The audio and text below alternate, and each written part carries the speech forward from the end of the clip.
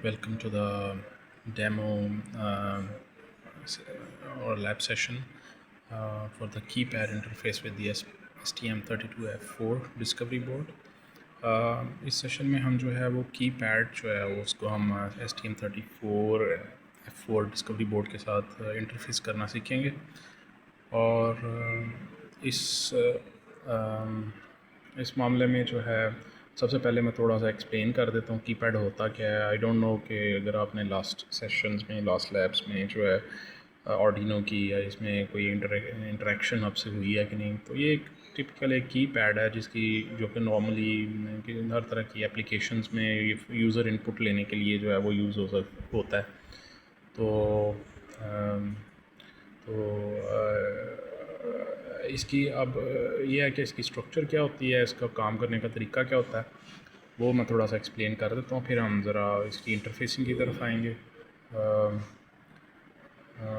इसमें आप देख रहे हैं कि यानी ये 4x4 इसकी डायमेंशन है कीपैड की। तो उसका मतलब ये है कि इसमें 4 रोज़ हैं और 4 कॉलम्स हैं। तो इनकी मदद से जो है वो यानी 4x4 का मतलब है कि 16 डिजिट्स हों, यानी इसमें जो है वो अल्फ़ाबेट्स होंगे। ठीक है जी।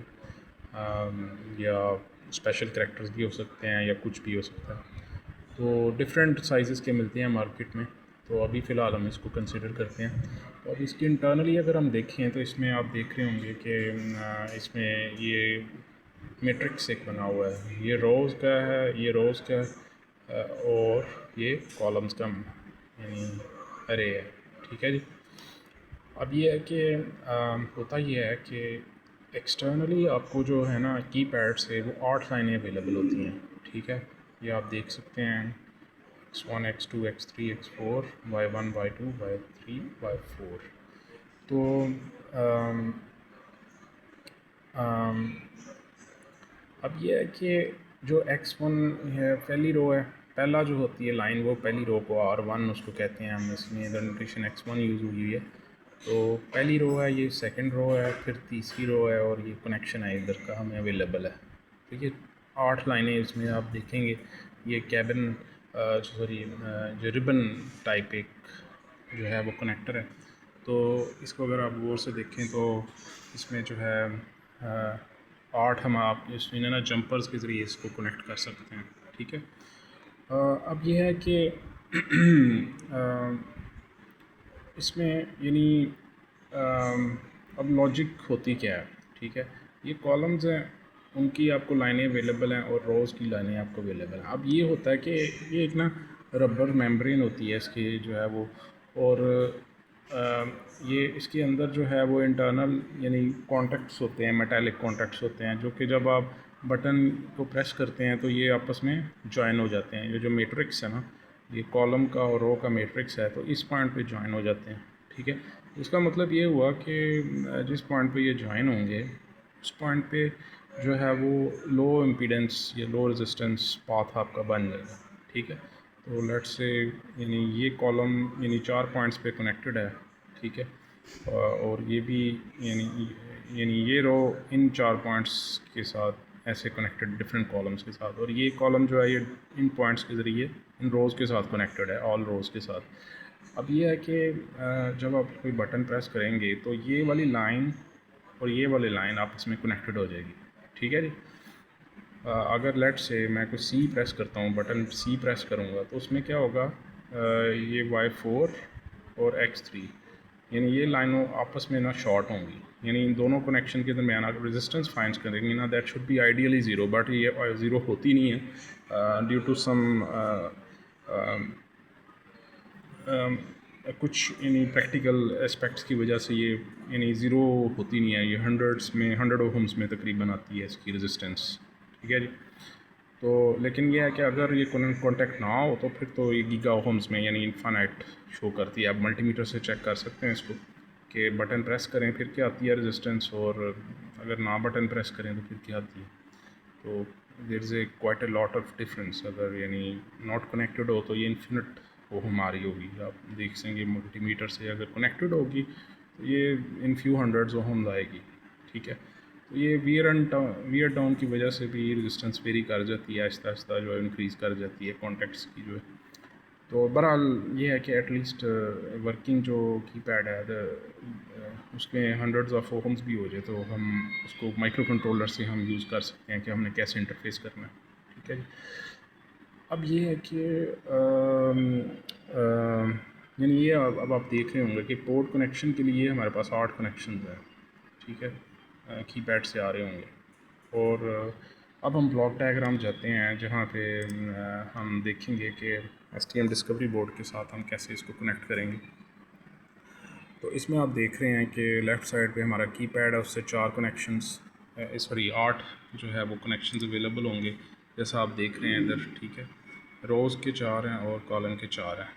और उसके बाद जो है वो STM डिस्कवरी बोर्ड की तरफ देखें तो हम ये एक पोर्ट की 8 पिन्स हैं वो हमने इनेबल की हैं। ठीक है, फॉर और डेमो। ठीक है, आप कोई भी यूज़ कर सकते हैं लेकिन sometimes you have to careful with the discovery board क्योंकि ये और भी कुछ पेरिफेरल्स के साथ कनेक्ट होता है दूसरे यानी पिन्स के साथ। ठीक है, कुछ और मकासद के लिए मतलब LED के साथ भी हो सकता है या किसी और के साथ भी। तो you have to be careful while selecting this GPIOs ताकि आपको कोई अनडिज़ायर्ड कोई बिहेवियर ना आए किसी पिन के ऊपर। और एक मैंने LED अभी फ़िलहाल सेलेक्ट किया एक GPIO LED के लिए के क्योंकि ज़ाहिर है मैंने जब इनपुट रीड करनी है तो मैं अब उसको मैं कैसे डिटर्मिन करूँगा कि what value the user has entered. ठीक है, आप अपने तौर पे एज एन एक्सरसाइज जो है आप एक UART इनेबल करके आप UART के ऊपर भी ये डेटा जो है वो आप देख सकते हैं वाया PC जो है उसको डेटा सेंड कर सकते हैं। ठीक है, अब जो इसमें इम्पॉर्टेंट जो कॉन्सेप्ट है इसमें वर्किंग का जो है वो ये होता है कि आपने जो 4 GPIOs आपने यूज़ करने हैं as a input. Let's say आपने कॉलम्स को रीड करना है। ठीक है, तो आप उसके लिए 4 GPIOs जो है ना PA0 से PA3 तक इसको वो इनपुट जो है वो कन्फिगर करना है और साथ ही पुल अप इनेबल ज़रूर करना है। ठीक है, इंटरनल पुल अप से। और 4 जो GPIOs हैं वो आपने एज ए आउटपुट जो है वो कन्फिगर करना है पुश पुल कन्फिग्रेशन में डिस्कवरी बोर्ड के ऊपर। अब ये है कि अब इसका तरीक़ेकार क्या होता है काम करने का। आप एक्चुअली ये करते हैं कि जो है आप एट अ टाइम 1 बाय 1 जो है वो स्कैन करते हैं। ठीक है, यानी लेट्स से कि आपने यानी इधर जो है वो आप यानी रो जो हैं ये रोज़ हैं, रो पे सारे पे 1 भेज देते हैं। ठीक है, तो क्या होगा कि यानी पुल अप के ज़रिए जो वो ऑलरेडी हाई हैं। ठीक है, तो जब तक आप यानी कोई एक आध जो इनपुट है वो ज़ीरो नहीं होगी तो इधर आप उसको डिटेक्ट नहीं कर सकते। ठीक है, क्योंकि आपने इंटरनल पुल अप्स लगाए हुए हैं कॉलम वाले के साथ। आप इधर देखें तो ये कॉलम्स जो हैं कॉलम्स के साथ आपने इंटरनल पुल अप के ज़रिए तो इनिशियल जो स्टेट हमेशा जो इनपुट से आप रीड करेंगे 5 यानी हाई आएगी। ठीक है, तो अगर लेट्स से आप कोई बटन प्रेस कर भी देते हैं, ठीक है, और रोज़ सारी 1 की हुई हैं आपने, ठीक है, तो इधर कहीं भी चेंज नहीं आएगी यानी आप यानी उसमें कोई फ़र्क नहीं पड़ेगा यानी। लेकिन अगर आप ऐसा करें कि अगर एक जो लाइन है फर्स्ट लाइन अगर आप उसको ज़ीरो कर दें, लॉजिक ज़ीरो भेज दें इधर। ठीक है, और इधर बाकी तीनों रोज़ जो हैं वो 1 1 यानी यानी जो है वो आउटपुट पे भेजें। ठीक है, तो अब उससे क्या होगा कि लेट से अगर मैंने ये 1 बटन प्रेस किया ना तो मेरी ये वाली लाइन जो है ना ये पुल डाउन हो जाएगी। ठीक है, क्योंकि आपने इधर ज़ीरो दी है तो ये वाला पाथ जो है ना वो कंप्लीट हो जाएगा क्योंकि ये इस डिस्कवरी बोर्ड से हाई है यानी पुल अप किया हुआ है आपने इंटरनल जो है, तो उधर से पाथ कंप्लीट हो जाएगा, इधर से होके ग्राउंड हो जाएगा। ठीक है, तो ये वाला पॉइंट आप जो है ना ये यानी जो यानी Y1 पे जो आप अगर उसको अगर आप रीड करेंगे यानी कॉलम को तो वो जो है वो ज़ीरो आएगा। इसका मतलब है कि हमने यानी ज़ीरो वाली रो पे जब स्कैन किया ज़ीरो को तो वो आउटपुट पे ज़ीरो यानी हमने रीड कर लिया। तो इसका मतलब हमें पता चल गया कि ये वाली लाइन अगर Y1 के साथ कनेक्ट करने से जो है वो जब हमने ज़ीरो भेजा है तो इसका मतलब है इसको ज़ीरो करने से तो Y1 पे अगर हमें जब स्कैन किया है यानी तो सारे कॉलम्स को तो उसमें से Y1 का सिर्फ ज़ीरो आया था। इसका मतलब है कि वो 1 है डिजिट। इसी तरह अगर X2 पे जब हम नेट से अगर हमने डिजिट जो भी प्रेस किया था 6 किया था, ठीक है, तो मैंने पहली दफ़ा जब पहली रो स्कैन करूँगा तो उस पर कोई यानी कॉलम वाली लाइंस पे लो आई नहीं आएगा, क्योंकि वो कोई यानी पाथ जो है वो कंप्लीट है नहीं है ना, कि जहाँ पे पुल डाउन हो जाए हमारे जो है वो ग्राउंड हो जाए, यानी इधर से जब हमने ज़ीरो प्रोवाइड किया तो पाथ कंप्लीट हो जाए। तो अब ये है कि जब मैंने सेकंड पे यानी रो पे स्कैन किया तो उसमें जो है वो 6 डिटेक्ट हो जाएगा और मैं Y3 को आइडेंटिफाई कर लूँगा, ठीक है। तो अब ये है कि ये पूरी एक लॉजिक है यो कि मैंने यानी इसके अंदर जो है वो मैंने एक फ़ंक्शन बनाया, ठीक है। उस फंक्शन में जो है वो यही काम कर रहा हूँ कि पहले जो है वो मैं यानी रो 1 को मैं यानी पुल और 1 को जो है वो लो करता हूँ, ठीक है, और R2 3 4 को जो है वो हाई रखता हूँ, ठीक है, और उससे फिर हर एक कॉलम को 1 बाई 1 मैं चेक कर रहा हूँ, अगर आप कोड देखिए, ठीक है। तो उसी तरह फिर अब अगर तो मेरा करेक्ट आइडेंटिफाई हो जाए, वो कॉलम लो हो जाए कोई, तो इसका मतलब मेरी लॉजिक ख़त्म हो गई है, मेरी स्कैन ख़त्म हो गया, ठीक है। मैं रिटर्न कर जाऊँगा ये फंक्शन का जो है, ठीक है, इधर से रिटर्न हो जाऊँगा मैं उधर से ही, ठीक है। तो रिटर्न होके तो मैं मेन में आऊँगा और जहाँ पे यानी मैं रीड कर रहा हूँ उधर से मैं कॉल करूँगा, और उसके बाद यानी जो भी करैक्टर मेरा रीड हुआ है उसकी बेसिस पे मैं एलईडी को टॉगल कर रहा हूँ, कितनी दफ़ा मैंने टॉगल करना है डिपेंडिंग ऑन द करैक्टर, ठीक है। तो मैंने उसका एक कोड रखा हुआ है कि जी अगर 1 हो तो एक दफ़ा एलईडी टॉगल करे, अगर 2 डिजिट हो तो 2 दफ़ा टॉगल करे, ठीक है। तो आप अपने हिसाब से यानी प्रोजेक्ट के अंदर जो टास्क होगा आपका लैब में, तो आप अपना यूआर्ट डिफाइन भी कर सकते हैं, उसके ज़रिए आप डेटा सेंड कर सकते हैं just to see what the character I have entered, ठीक है। उसके बाद है कि ये तो होगी सारी लॉजिक की, उसके इम्प्लीमेंटेशन का कोड है, ठीक है। तो आप कोशिश करें कि ये थोड़ा सा लॉजिक नेट से करें या सर्च किए, मैंने लॉजिक को आपको बता दी है थोड़ी बहुत, तो एक आध मैं यानी कोड थोड़ा सा स्निपेट आपको दे दूंगा, तो आप उससे आपने कंप्लीट करना है उसको खुद जो है लॉजिक बना के, ठीक है। तो क्योंकि अगर मैं सारा कोड आपको दे दूं तो you will not learn anything के हो आपने GPIOs को स्पेशली जो है वो एक्सरसाइजेज हम जो कर रहे हैं इनपुट और आउटपुट जो है that's should be fluent for you right now, कि जो है वो ओपन ड्रेन और पुश पुल और पुल अप्स कैसे यूज़ करने हैं, तो ये चीज़ें सारी आपको यानी थोड़ा सा खुद आप करेंगे, मैं साथ आपकी लैब में सारी थोड़ी हेल्प करूँगा आपकी, लेकिन कोशिश आपने करनी है कि आप खुद करें, ठीक है। अब यह है कि मैंने ये कोड जो है ना एट दी एंड जो है वो अगर हम देखें तो अगर मैं STM क्यूब देखूं तो आपको इस तरह के GPIOs नज़र आएंगे, ठीक है।